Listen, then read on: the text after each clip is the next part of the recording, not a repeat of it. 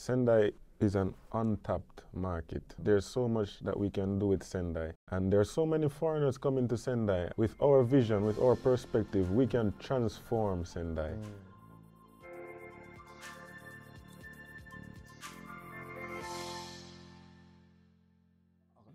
Everyone, welcome back to Ignite Sendai Startups. We have our guest sitting here in studio with me. Could you please give us your name and what it is you do? I'm Fanz Lawrence. I'm the founder of Holax. It's the only on-demand delivery service here in Sendai.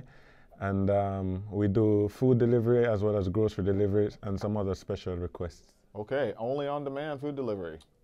It's kind of like Uber. It's kind of like Uber, but with more. Nice, yeah, obviously. Uber ain't got nothing on Holax. No. Anyway, what caused you to want to do this endeavor? Well, I've always thought, when I first came to Sendai, I wanted to have an impact. Okay. You know, I realized it was such a beautiful city, and I wanted to do more than just teach.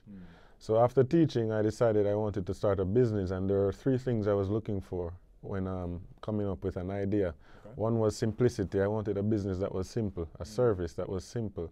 I wanted it to be affordable for everyone, and then also I wanted it to be I wanted it to make life more convenient or more easier for people. Okay. So those were the three things. Cool. And then one day the idea of delivering from supermarkets, delivering from restaurants came to me.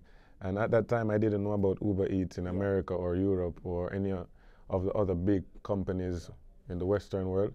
Once I started researching, then I realized that, I might have come up on something big here because I've never seen anything like that in Japan. So you said okay, I'm interested. You said, I'm going to dig a little bit more. You said one day this idea came to me. What were you doing? Were you like hanging out with people? What? I was riding home on my bicycle and it was a snowstorm. So when I was riding by the supermarket, I saw, I kid you not, it was maybe hundreds of people by the supermarket. And I was like, none of these people want to be here. Why doesn't the supermarket have a delivery service to deliver to the people, not only just in the snowstorm, but whenever? Yeah. And so I went home, told my wife, and she said, well, they have a service, but it's once a week, and you can only get it on a particular day. And I was like, wow, in this day and age, it's so backward. And so I said, we should do it. But what will happen to us if the supermarkets start becoming on demand? We have to be different. So that's where the idea of doing restaurant delivery came in, and I realized that almost all restaurants in Sendai have takeout, but none of them offer delivery. So I was like, what's the point of having takeout if you don't have delivery? Most people want delivery. If we're going to the restaurant, we might as well stay at the restaurant. Right. So that's when everything just came together. Kind of gelled in your mind. Yeah. We kind of jumped into it very quickly. We talked about what started you in this journey to start this business, but you were in Japan before you started this business. So what brought you to Japan in the first place?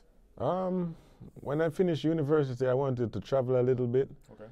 I wanted to go to Europe, actually. Okay. But my cousin recommended going to Japan. He lived here for 10 years in Tokyo. And he said, no, just go to Japan. You can teach English. It's probably one of the easiest jobs you'll ever do.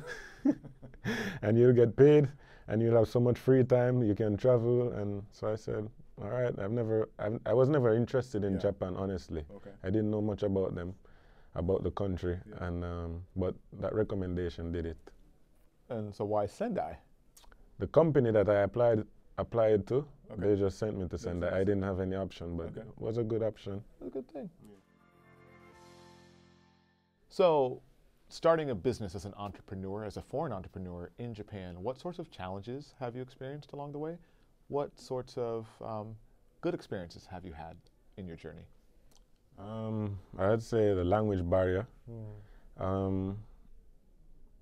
I speak Japanese, but I don't speak it well enough to communicate how I want to communicate. I can tell you exactly how I feel now, and I can transfer my belief of Holax to you right now.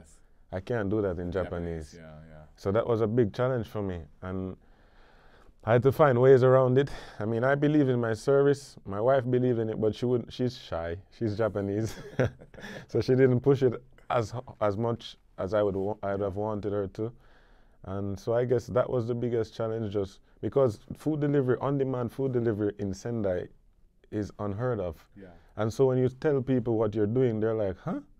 And then you have to go into detail, and then they're like, oh, I get it. Yeah. And then, but once you get it, there's a difference from getting the idea to actually using it. Yeah.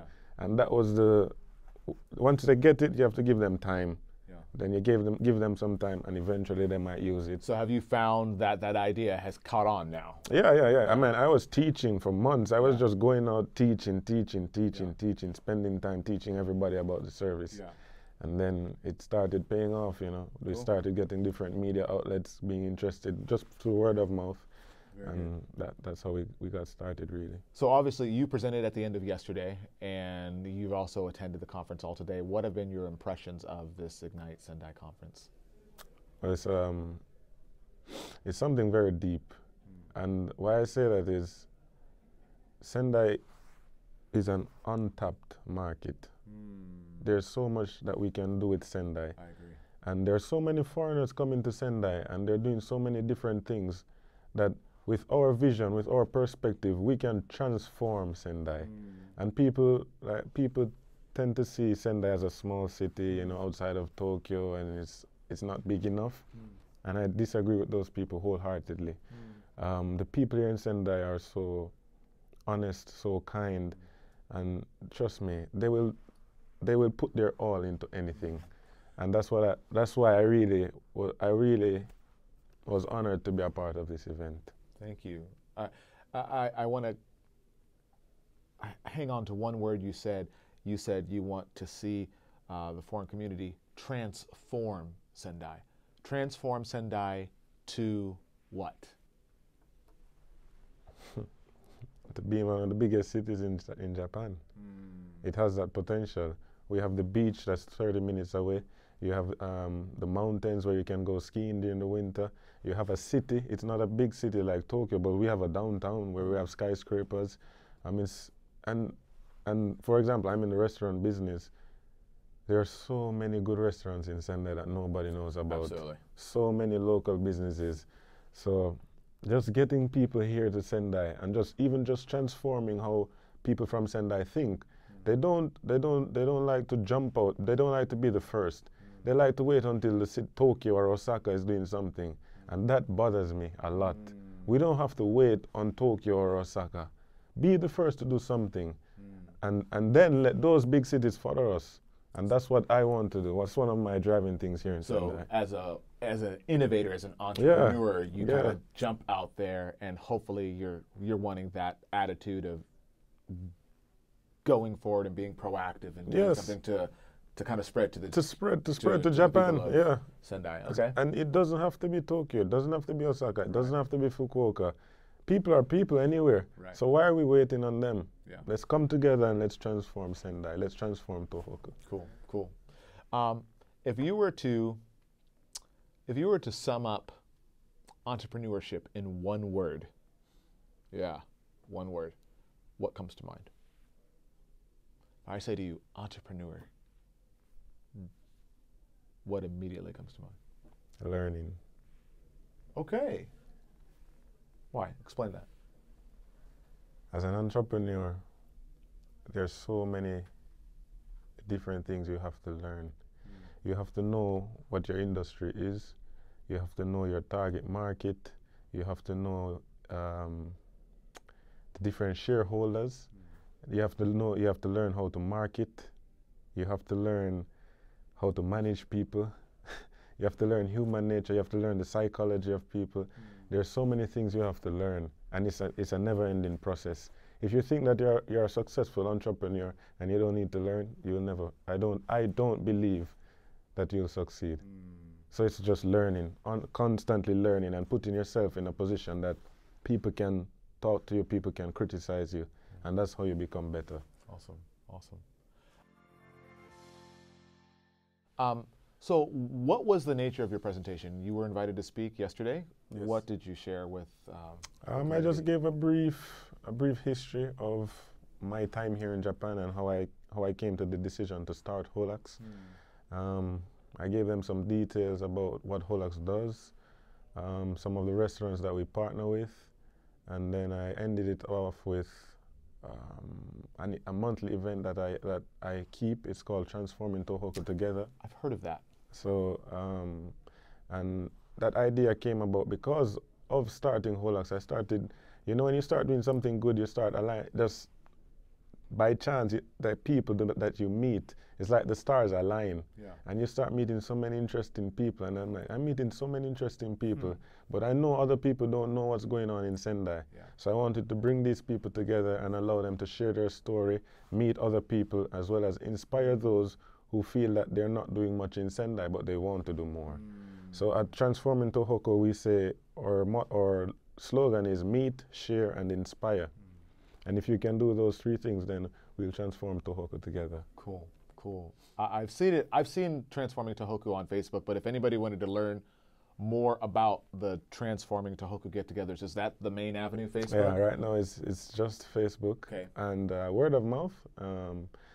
It's growing. As I say, it's a small event. We usually get 15 to 20 people there every month. So now it's on me to kind of